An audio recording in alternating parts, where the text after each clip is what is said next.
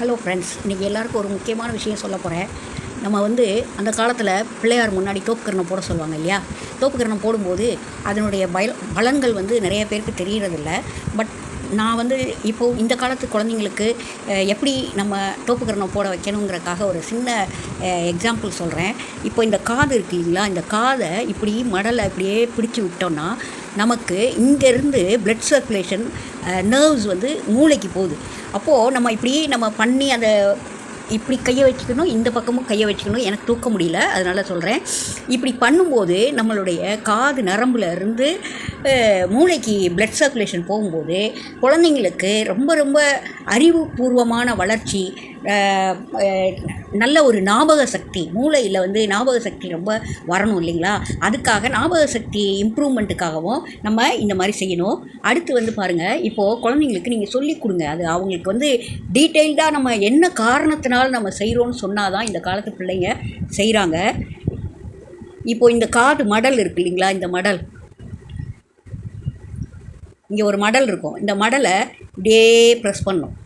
இப்படி ஒரு மடலில் ப்ரெஸ் பண்ணி உள்ளே கூடி 1 2 3 4 5 6 7 அதே மாதிரி இந்த பக்கமும் வலது கை பக்கம் இடது கை பக்கமும் ப்ரெஸ் பண்ணோம். அப்புறம் இப்படி ப்ரெஸ் பண்ணோம். அந்த காதுக்கிட்ட இப்படியே ப்ரெஸ் கொடுத்தோன்னா நமக்கு ஒரு புத்துணர்ச்சி கிடைக்கும். அதாவது சோம்பேறித்தனமாக இல்லாமல். அதுக்கு காரணம் என்ன அப்படின்னா, நம்ம இங்கேருந்து போகிற நரம்பு நமக்கு மூளைக்கு போகுது.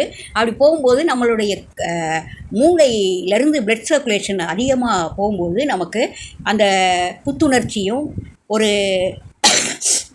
சுறுசுறுப்பையும் கொடுக்கக்கூடியது. அதனால் குழந்தைங்கள செய்ய சொல்லுங்கள் டெய்லி. அப்போது நமக்கு அந்த குழந்தைங்களுக்கு அறிவு வளரும். ஒன்று, அடுத்து புத்துணர்ச்சியை கொடுக்கும், அடுத்து சுறுசுறுப்பை கொடுக்கும். தூங்கி எழுந்திரிச்ச உடனே இதை செய்ய சொல்லுங்கள். ரொம்ப ரொம்ப ரொம்ப ரொம்ப குழந்தைகளுக்கு நல்லது. ஆனால் நம்ம தோப்புக்கரணம் போடுன்னு சொன்னால் செய்ய மாட்டாங்க. ஏன்னா நம்ம பிள்ளையார் முன்னாடி தோப்புக்கரணம் போடுன்னு அந்த காலத்தில் நம்மளோட பேரண்ட்ஸ் சொன்னாங்கன்னா நம்ம செஞ்சோம். ஆனால் இப்போ குழந்தைங்க செய்ய மாட்டேங்கிறாங்க. அதனால் நம்ம இதை சொல்லி கொடுத்தோன்னா, எதனால் நம்மளுக்கு யூஸ் ஆகுதுங்கிறதையும் சொல்லி கொடுத்தோன்னா பிள்ளைங்க கண்டிப்பாக ஃபாலோ பண்ணுவாங்க. அது தவிர என்ன மாதிரி ஏஜ்டு பர்சன்ஸ்க்கு இந்த மாதிரி நம்ம செய்யும்போது இந்த மைக்ரேஷன் சொல்கிறாங்க இல்லையா, ஞாபக சக்தி குறையுது அப்படின்னு. அந்த ஞாபக சக்தி குறையிறதும் எதனாலனா பிளட் சர்க்குலேஷன் ஈவனாக இல்லாததுனால தான்.